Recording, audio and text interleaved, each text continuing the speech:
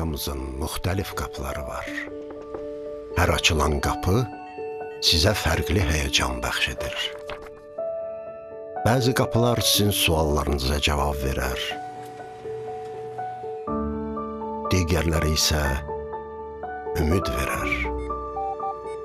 Bəziləri sizin nə qədər güclü olduğunuzu bildirər. Eləsi də var ki, onların arxasında sizə lazım olan zaman yardım edirlər. Həyatınızı tam dəyişdirən qapılar da var. Qapılar var ki, arxasında sizi gələcək gözləyir. Klinikamızın qapıları çoxdur. Bizim məqsədimiz sizi yönəltməkdir. O qapıya ki, sizi evə aparır. Baku Medical Plaza.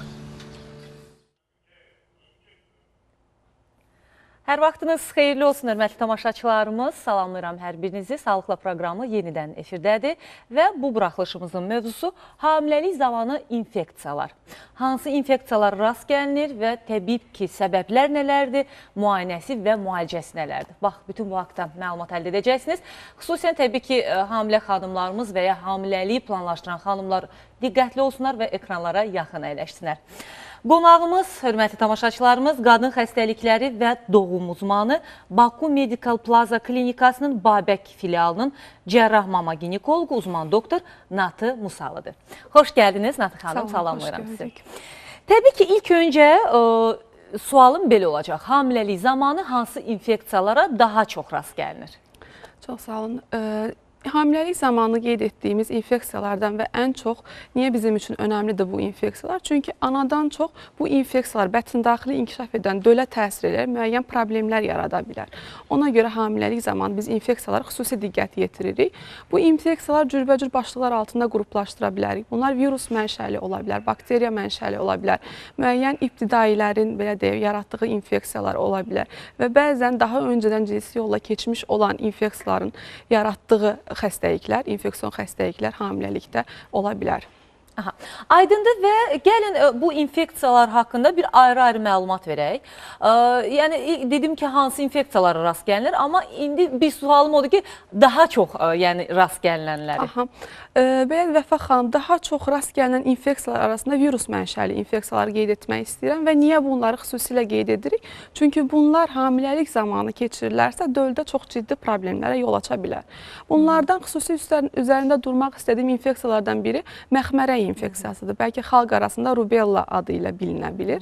Bir digər infeksiya xanımlarımız, hamilə xanımlarımız bu dəqiqə yaxşı bilər. Sitomegalovirus infeksiyaları, herpes və ya uçuq infeksiyaları, hepatitlər və ya su çiçəyi viruslarıdır ki, bunlar hamiləlik zamanı ciddi problemlərə yol aça bilər. Xüsusilə son zamanlarda əhali arasında ciddi yayılmış bir infeksiyalardır. Amma yəni bir çox infeksiya növü sadaladınız. Daha təhlükəli hansıdır? Bunların içərisində nisbi olaraq götürsək, daha təhlükəli yəqin ki, məxmərəyi qeyd eləyə bilərik, rubella infeksiyası. Bu, uşaqlıq infeksiyasıdır əslində, uşaqlıq zamanı keçirilir. Amma bəzi xanımlarımız uşaqlıq zamanı keçirmir, müəyyən səbəblərdən peyvənd olunmur və hamiləlik zamanı keçirilir. Xüsusilə hamiləliyin ilk 12 həftəsində, ilk 3 ay deyirik biz buna, bu infeksiyanı keçirməsi döl üçün xüsusi təhlükəli olur və bu hamiləliyin sonlandırılmasına səbəb olur. Biz belə hamiləlikləri sonlandırırıq. Çünki döldə ciddi ürək qüsurları, daha sonradan karlıq, göz qüsurlarına səbəb ola bilər. Ona görə məhz bu məqamda qeyd etmək istəyirəm xanımlarımıza, sizin qeyd etdiyiniz kimi hamiləlik planlaşdıran xanımlarımıza.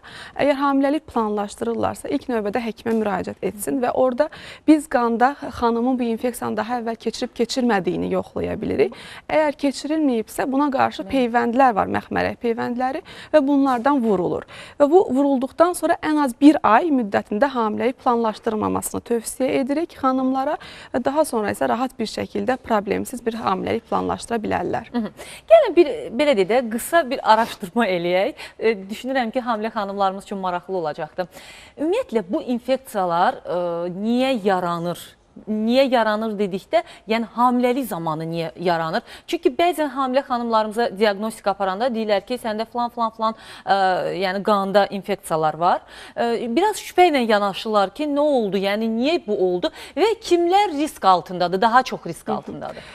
Vəfa xanım, bu infeksiyalar əslində qeyd etdiyim ki, bəlkə də hamilə xanımda daha əvvəldən vardı. O bir təhlükə qaynağı deyildi. Məsələn, məxmərəyə qeyd etdiyi o infeksiyon yolla keçir. Xüsusilə məxmərə infeksiyası keçirən insanlardan birbaşa təmas nəticəsində. Eyni zamanda bu su çiçəyi infeksiyası üçün də bunu qeyd edə bilərik. Bir digər infeksiya, məsələn, xüsusilə xanımlar arasında çox olan toksoplazma dediyimiz infeksiyadır. Düzdür, virus mənşəlidir, amma yeri gəlmişkən deyək, nə zaman daha çox keçir. Xüsusilə evlərində pişik saxlayan və yaxud yaxşı bişirilməmiş ət yeyən, yaxşı təmizlənməmiş, yuyulmamış meyvə tərəvəz, göy-göyərti yeyilən insanlarda bu toksoplazma virusu, toksoplazma infeksiyası ola bilər.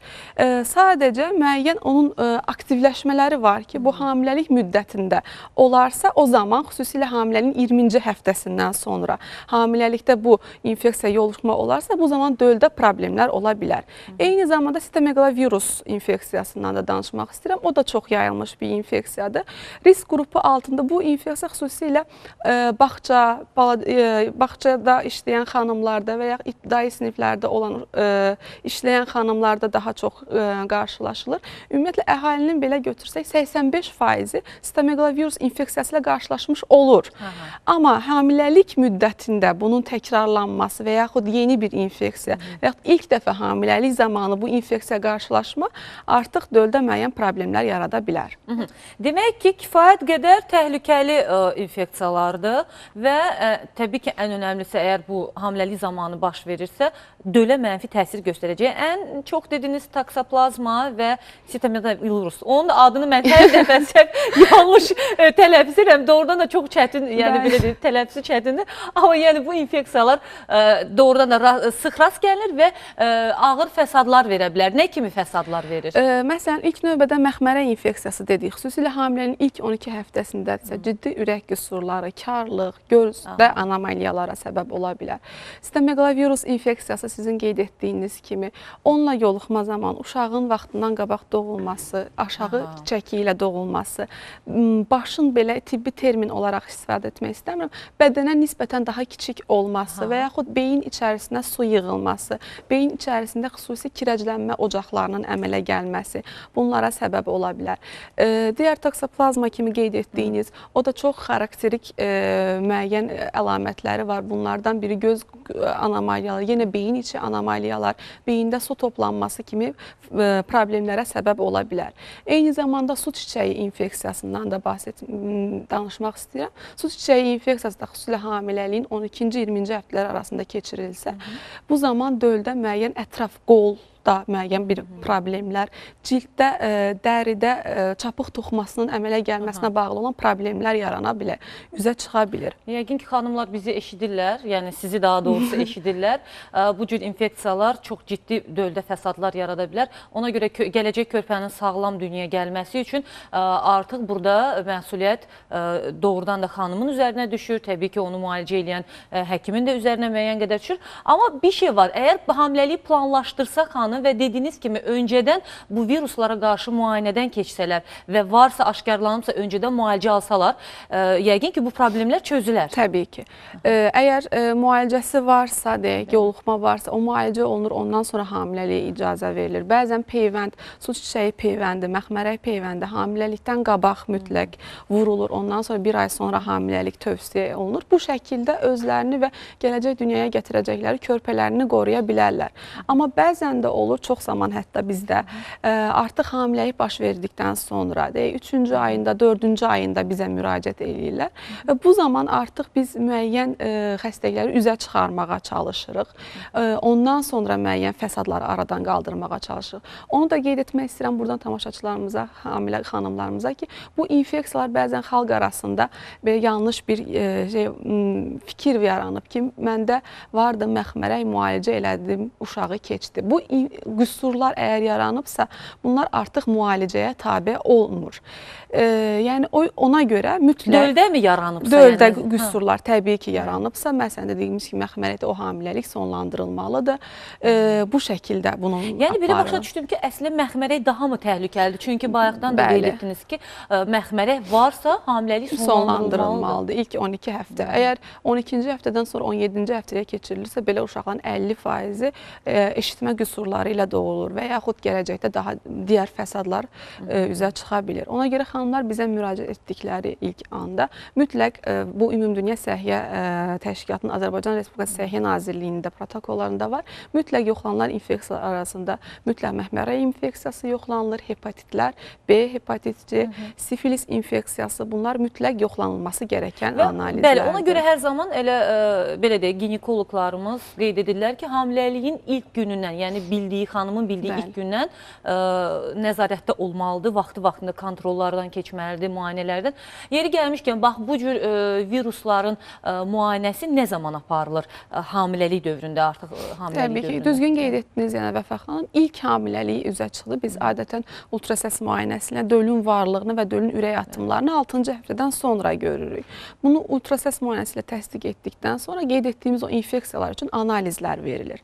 Bu analizlərin bəzisi, məsələn, məxmərə infeksiyasından danışanda, qanda müəyyən anticismlər olur ki, o bizə deyir, bu xanım məxmərə infeksiyası keçirməyib və yaxud artıq keçirib, ona qarşı immunitet var.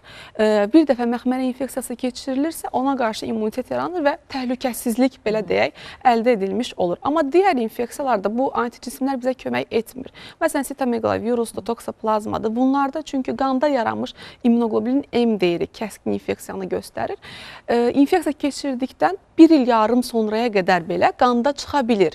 Xanım da 3 ay əvvəl hamilə qalıbsa, biz bilə bilmirik o analiz nəticəsində ki, xanım infeksiyanı məhz nə vaxt keçirib. Ona görə də bu yerdə bizə bir başqa analiz var. Avidite testi dediyimiz analizdir. Onu yoxlayırıq qanda ki, infeksiya nə qədər yaxın vaxt ərzində keçirilib.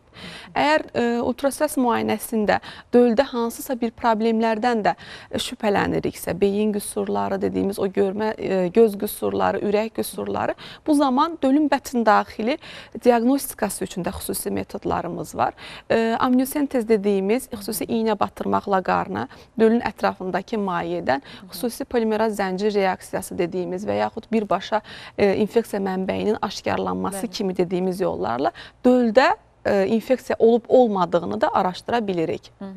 Doğrudan da bu məsələyə xanımlar çox ciddi yanaşmalılar. Çünki son zamanlar virusların, bakteriyaların çox geniş yayıldığı bir dövrdə yaşayırıq. Yəni bu qaçınılmazdır və heç kim garanti olunmayıb ki, yəni olacaq. İnşallah ki, heç kəsdə yəni bu çox yəni rast gəlinməz, amma rast gəlinir, yəni var. Çünki son zamanlar doğulan körpələrdə də müəyyən xəstəliklər, problemlər, yəni qüsur olmasa belə nəsə bir patologiya olur, aşkarlanır. Yəqin ki, bu virusların bir nəticəsidir. Təbii ki, bəzən olur, deyək ki, döl ana infeksiya ilə doğuma yaxın bir vaxtda yoluxur. Bu zaman döldə elə ciddi qüsurlar olmur artıq, çünki onun orqan və sistemləri formalaşıb, amma bədən onu qorumaq üçün anticismlər hazırlamağı çatdırmır, belə deyək, doğuşa kimi və bu zaman döl artıq yeni doğulan, məsələn deyək, su çiçəyi xəstəliyi ilə doğulur, yeni doğulmuşun xəstəliyi olur. Bu daha ciddi, yeni doğulan döldə pnevmoniya, sepsis, yəni qanda infeksiya və s. kimi proseslərə səbəb ola bilər. Əslində, belə deyək, xanımlar doğru düzgün maariflənsələr, bütün bunları bilsələr, onlar özləri belə, yəni belə deyək də, kimsənin xahişi ilə, nə bilim, nəzarətində deyil, özləri gəlib müayinələrdən də keçərlər. Çünki bilərlər ki, bu onların gələcək körpəsi üçün lazımdır, doğrudan da. Biz qanda olan viruslar haqqında danışdıq, biraz da istəyirəm bakteriyalar, cinsi infeksiyalar haqqında danışaq. Buna yoluxma, yəni necə baş verir? Bunlara yoluxma, məsələn, burada vacib məqamlardan biri herpes virusları haqqında danışmaq istəyirəm. Cinsi yolla keçən infeksiyalardan. Onlar məhz qeyd etdiyimiz kimi cinsi əlaqə vasitəsilə keçə bilirlər. Herpes də bizim əhali arasında biz daha çox xəstələrlə ünsiyyətdə olduğumuzdan bilirik. Çox qorxulara səbəb olur, narahatçılığa səbəb olur. Məndə cinsi yolla keçmiş herpes var, uşağımın necə olacaq və s. kimi suallar çox verilir bizə. Herpes adətən, belə deyək, çox nadir olur ki, dölü bətin daxili bir problem yaratsın. 85-90% döl herpeslə doğum yollarından keçərkən yoluxur. Demək, herpes infeksiyası bu cinsi yolla yoluxur. Onun iki forması var, belə qaranlıq qalmasın insanlarımız üçün. Bir növü bizim ağız, dodaq, burun ətrafında əmələ gələn herpes bir tipidir. İkincisi cinsi herpesdir. Cinsi bölgələrdə, cinsi orqanlarda olur. Məhz o doğuş zamanı təhlükəli ola bilər. Ona görə də məhz biz xanımlarımızda herpesin xüsusi ağrılı, balaca, qaşıntılı bəzən yaralar kimi belə deyək olur cinsi bölgələrdə. Belə bir şeylər hiss edirlərsə xanımlar özlərinə, bizdə adətən olur, keçib gedər və s. kimi düşünməsinlər. Mütləq həkim müayinəsindən keçsinlər. Bəli, bəzən çoxala bilir, ən əsas nədən bilir? Cinsi partnyorda da olur, yoldaşında və s. də olur və bu zaman əgər doğum prosesində aktiv o görürüksə o herpes viruslarını artıq normal doğuşa icazə vermirik. Sırf dölə yoluxma olmasın o baxımından. Ona görə məsləhət görülür belə xəstələrdə doğuşun keysəriyyə ilə bitirilməsi. Amma nə vaxtsa herpes çıxıb xanımda hal-hazırda yoxdur, aktiv bir belə deyək, törəmə, səpki yoxdur, o zaman normal doğuma icazə verilir. Yer gəlmişkən, bu doğumun növlərindən dediniz, qeysəriyyə və ya təbii doğuş. Ən çox bu, belə deyək, məsələ mübahisəli hepatitlərdə olur. Xanımlar, yəni məsəl üçün, hamiləlik zamanı əgər virus hepatitləri aşkarlanırsa, kimi deyir ki, təbii doğuş yəni təhlükəsizdir, kimi deyir ki, təhlükəlidir, qeysəriyyə lazımdır. Buna necə aydınlıq gətirək? Bu virus hepatitlərindən ən çox B hepatit və C hepatit xəstələrimiz arasında da çox yayılmış infeksiya növləridir. Bu B və C hepatitləri xüsusilə son zamanlarda dünyada qəbul olunmuş və eləcə də Azərbaycanda artıq praktikada bizim həkim yoldaşlar çox istifadə edirlər, müalicələri var və o müalicələrlə virus yükü dediyimiz bir şey var. Qaraciyər fermentləri, virus yükü kontrol altına alınır və çox uğurlu normal doğuşlar etmişik və 3 ay sonra, 6 ay sonra hepatit C, hətta anasında olan döl tamamilə təmiz, təbii ki, normal bir müalicə altında tam sağlam olaraq dünyaya gəlib və hal-hazırda səhv eləmirəmsə 6 aya yaxındır və heç bir problemi yoxdur, yəni hepatit C baxımından. B də eyni şəkildə doğum yollarından sadəcə keçərkən travma olmamasına, yəni elə bir mexaniki belə deyək, travma nəticəsində yoluxma olmamasına diqqət edirik, yoxsa uğurlu nəticələri olur. Uğurlu nəticələr var, amma yəni yəqin ki, o zaman garantili olsun deyə bəlkə qeysəriyyəni göstəriş verirlər. Bəli, olur, amma yenə qeyd etdiyim kimi yaxşı bir mütəxəssis, xüsusilə bunlarla məşğul hepatoloqlarla və s. və virus yükü kontrol altına alına bilirsə, o zaman icazə verilir normal doğuşa. Bir də son olaraq vaxtımız çox azdır. Buyurun. Əgər hepatit mövzusuna toxunduqsa, uşaqların, yəni körpələrin qidalanması ilə bağlı o xanımlar yəni qidalandıra bilərlərmi körpələrini? Son zamanlarda ana südü ilə, bəli, adətən icazə verilir. O da mübahisəli məsələlərə toxunursunuz. Bəli, icazə verilir adətən. Hepatit B və C olan analara adətən icazə verilir. Aydındır. Amma yenə də üzr istəyirəm, öz həkimləri ilə təbii ki, məsləhətləşsinlər. Və son dəqiqələrimiz gedir, yenə qeyd edən məsləhətlərinizi verərdiniz. Yəni xanımlarımız üçün hamiləlik zamanı nə etməlidirlər? Xüsusilə infeksiyalar baxımından hamiləlikdən öncə də qeyd etdiyimiz kimi çalışın, mütləq həkimə gəlin, yoxlanılsın. Əgər bu olmayıbsa belə, infeksiya keçirən uşaqlardan, xüsusilə üzlərində səpki olan, hətta onların ailələrindən çalışın, uzaq olun. Meyvə tərəvəzi mütləq yaxşı yuyulmasına diqqət eləsinlər. Ev heyvanları və s. onlar evdə varsa onların təmizliyinə, müvafiq peyvəndlərinə diqqət edilsin və ətlər çalışılsın, yaxşı bilsin. Bu şəkildə müəyyən qədər özlərini təbii ki, qoruya bilərlər. Amma həkimlərinin dediyi vaxt aşırı yoxlamalardan, müayinələrdən də keçmək vacibdir. Təşəkkürümü bildirirəm Natiq xanım gəldiyiniz üçün. Hörmətli tamaşaçılarımız, xatırladım ki, qonağımız qadın xəstəlikləri və doğum uzmanı Baku Medical Plaza klinikasının Babək filialının cərrah mama ginekologu uzman doktor Natiq Musalı idi. Belə daha bir buraxılışımız sona çatdı. Geyimimə görə təşəkkürlərim var. Təbii ki, hər zaman olduğu kimi Lady Charm mağazalar şəbəkəsinə. Yenidən görüşmək ümidi ilə sağ olun, sağlıqla qalın.